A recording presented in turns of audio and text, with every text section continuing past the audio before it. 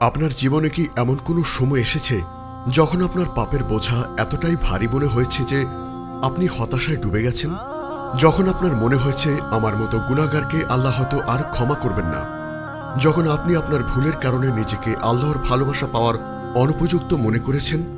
আমরা মানুষ হিসেবে প্রায়শই আমাদের গুনাহের কারণে এতটাই লজ্জিত ও ভয়গ্রস্ত হই যে আল্লাহর কাছে ফিরে আসার সাহস পাই না। কিন্তু আজ আমরা আলোচনা করব এক গভীর সত্য নিয়ে। তওবা করলে আকাশ কাঁদে আনন্দে।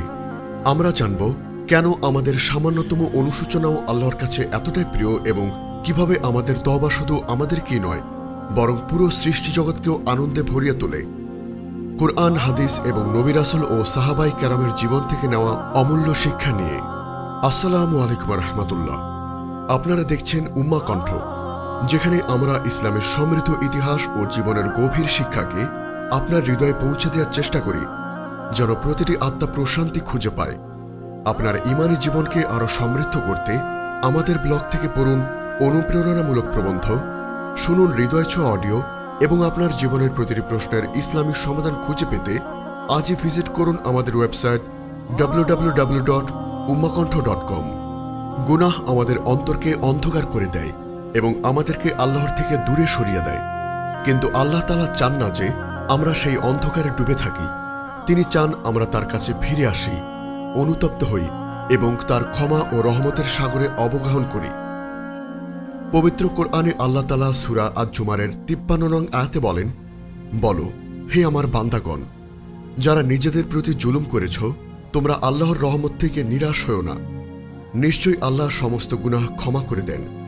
নিশ্চয়ই তিনি ক্ষমাশীল, পরম দয়ালু।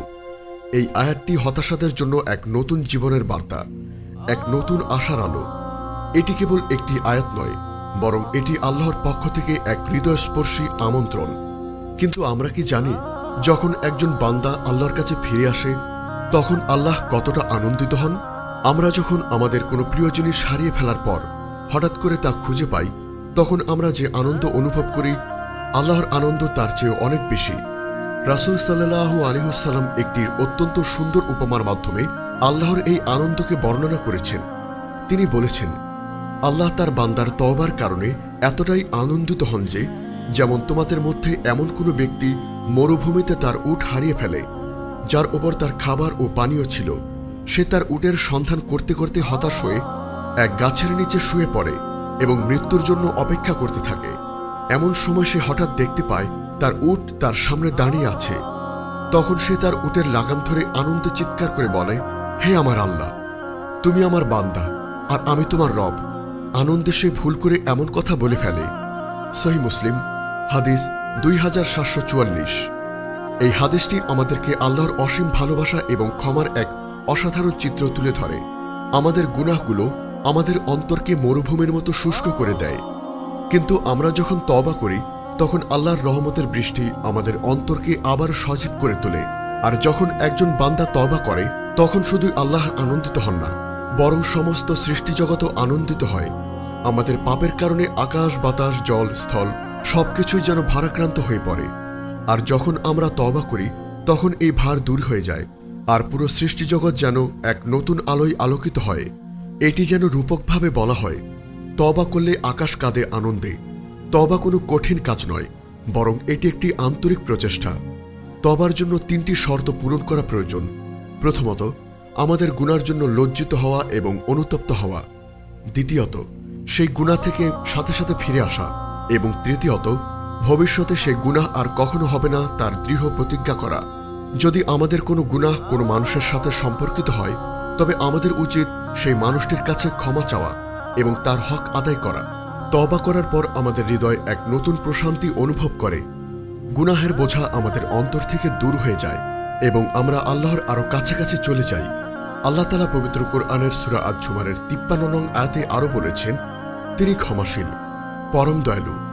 তার এই নামগুলো আমাদেরকে আশ্বস্ত করে যে তিনি তার বান্দাদেরকে ভালোবাসেন এবং তাদের ভুল ক্ষমা করতে প্রস্তুত আছেন।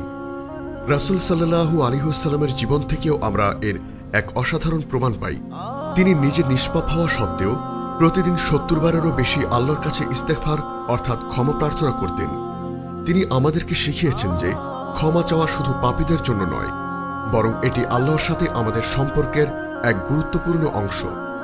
পরিশেষে, যদি আপনি আজ কোনো গুনাহের কারণে লজ্জিত ও হতাশ হয়ে থাকেন, তবে মনে রাখবেন, আল্লাহর রহমত আপনার কল্পনার চেয়ে অনেক বেশি। আপনার পাপের বোঝা যতই ভারী হোক না কেন, আল্লাহর ক্ষমা তার চেয়ে অনেক বড়। হতাশ হবেন না, বরং আল্লাহর দিকে ফিরে আসুন। আপনার এই ফিরে আসা শুধু আপনার জীবনকেই নয়, বরং পুরো সৃষ্টিজগৎকেও আনন্দে ভরিয়ে তুলবে। আপনার তওবার কান্না আপনার জন্য এক নতুন জীবনের সূচনা করবে, যেখানে আপনি আল্লাহর ভালোবাসা এবং তার রহমতের সাগরে অবগাহন করবেন। হে আল্লাহ, হে অন্তর পরিবর্তনকারী, আমাদের অন্তরকে আপনার দ্বীনের উপর স্থির রাখুন। আমাদের সকল প্রকার গুনাহ থেকে রক্ষা করুন এবং আমাদেরকে আন্তরিকভাবে তওবা করার তৌফিক দান করুন। আমাদের এই তওবাকে কবুল করুন এবং আমাদেরকে আপনার রহমতের সাগরে ডুবিয়ে দিন। আমিন।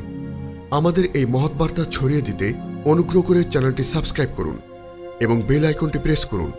আমাদের ফেসবুক পেজ ফলো করে উম্মাহ কণ্ঠ পরিবারের একজন সদস্য হয়ে যান। আর আমাদের ইসলামিক ব্লগ ও রিসোর্স পেতে আজই ভিজিট করুন আমাদের ওয়েবসাইট www.ummahkontho.com।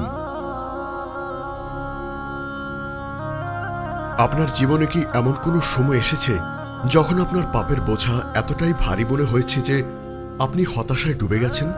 যখন আপনার মনে হয়েছে আমার মতো গুনাহগারকে আল্লাহ হয়তো আর ক্ষমা করবেন না? যখন আপনি আপনার ভুলের কারণে নিজেকে আল্লাহর ভালোবাসা পাওয়ার অনুপযুক্ত মনে করেছেন? আমরা মানুষ হিসেবে প্রায়শই আমাদের গুনাহের কারণে এতটাই লজ্জিত ও ভয়গ্রস্ত হই যে আল্লাহর কাছে ফিরে আসার সাহস পাই না। কিন্তু আজ আমরা আলোচনা করব এক গভীর সত্য নিয়ে। তওবা করলে আকাশ কাঁদে আনন্দে। আমরা জানব কেন আমাদের সামান্যতম অনুশোচনাও আল্লাহর কাছে এতটাই প্রিয় এবং কিভাবে আমাদের তওবা শুধু আমাদেরকেই নয়, বরং পুরো সৃষ্টিজগৎকেও আনন্দে ভরিয়ে তোলে। কুরআন, হাদিস এবং নবী রাসূল ও সাহাবায়ে কেরামের জীবন থেকে নেওয়া অমূল্য শিক্ষা নিয়ে। আসসালামু আলাইকুম রাহমাতুল্লাহ। আপনারা দেখছেন উম্মাহ কণ্ঠ, যেখানে আমরা ইসলামের সমৃদ্ধ ইতিহাস ও জীবনের গভীর শিক্ষাকে আপনার হৃদয়ে পৌঁছে দেওয়ার চেষ্টা করি, যেন প্রতিটি আত্মা প্রশান্তি খুঁজে পায়। আপনার ঈমানী জীবনকে আরও সমৃদ্ধ করতে আমাদের ব্লগ থেকে পড়ুন অনুপ্রেরণামূলক প্রবন্ধ, শুনুন হৃদয় ছোঁয়া অডিও এবং আপনার জীবনের প্রতিটি প্রশ্নের ইসলামিক সমাধান খুঁজে পেতে আজই ভিজিট করুন আমাদের ওয়েবসাইট www.ummahkontho.com। গুনাহ আমাদের অন্তরকে অন্ধকার করে দেয় এবং আমাদেরকে আল্লাহর থেকে দূরে সরিয়ে দেয়, কিন্তু আল্লাহ তাআলা চান না যে আমরা সেই অন্ধকারে ডুবে থাকি। তিনি চান আমরা তার কাছে ফিরে আসি, অনুতপ্ত হই এবং তার ক্ষমা ও রহমতের সাগরে অবগাহন করি। পবিত্র কোরআনে আল্লাহ তাআলা সূরা আজ-জুমারের 53 নং আয়াতে বলেন, বলো, হে আমার বান্দাগণ, যারা নিজেদের প্রতি জুলুম করেছ, তোমরা আল্লাহর রহমত থেকে নিরাশ হও না। নিশ্চয়ই আল্লাহ সমস্ত গুনাহ ক্ষমা করে দেন। নিশ্চয় তিনি ক্ষমাশীল, পরম দয়ালু। এই আয়াতটি হতাশাদের জন্য এক নতুন জীবনের বার্তা, এক নতুন আশার আলো। এটি কেবল একটি আয়াত নয়, বরং এটি আল্লাহর পক্ষ থেকে এক হৃদয়স্পর্শী আমন্ত্রণ। কিন্তু আমরা কি জানি, যখন একজন বান্দা আল্লাহর কাছে ফিরে আসে, তখন আল্লাহ কতটা আনন্দিত হন? আমরা যখন আমাদের কোনো প্রিয় জিনিস হারিয়ে ফেলার পর হঠাৎ করে তা খুঁজে পাই, তখন আমরা যে আনন্দ অনুভব করি, আল্লাহর আনন্দ তার চেয়ে অনেক বেশি। রাসূল সাল্লাল্লাহু আলাইহি ওয়াসাল্লাম